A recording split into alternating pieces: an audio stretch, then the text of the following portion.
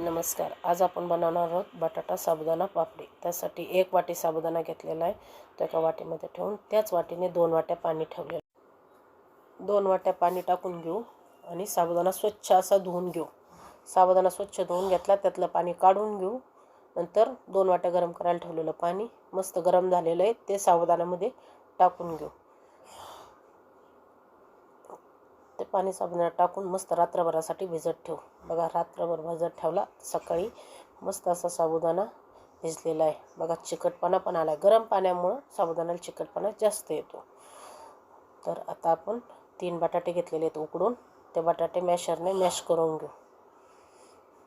बटाटे आता मॅश करून घेतले की ते बटाटे साबुदाण्याच्या मिश्रणमध्ये टाकून घ्यायचे. तर आता ते सगळे त्याच्यामध्ये टाकून घेऊ. दोन्हींना एकजीव करून मस्त एका मिक्सरच्या भांड्यामध्ये टाकून घेऊ. मिक्सरच्या भांड्यात टाकलं की फिरवून घ्यायचं. त्यासाठी थोडंसं गरम पाणी करायला ठेवलं होतं. जसं लागेल तसं पाणी त्याच्यामध्ये टाकून घ्यायचं आणि मिक्सरला एकदा फिरवून घ्यायचं. मस्त अशी पेस्ट झालेली आहे. बघू शकता तुम्ही, एकदम बारीक अशी पेस्ट झाली.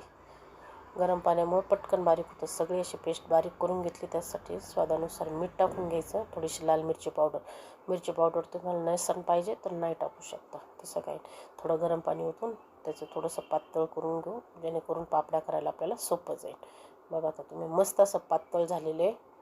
तर आता एका प्लॅस्टिकच्या कागदावरती आपण मस्त असं पळीने पापड्या घालून, त्याच पळीने पापड्या घालून घ्यायच्या. मस्त अशा पापड्या गोल गरगरीत येतात. अजिबात काहीच प्रॉब्लेम येत नाही. सगळ्या पापड्या बनवून तयार झालेल्या येतात. त्याला आता फॅन खाली किंवा उन्हात सुकून घ्यायच्या. मी अशा मस्त अशा सगळ्या पापड्या सुकून घेतल्या उन्हामध्ये. मस्त कडक उन्हात पापड्या वाळल्या.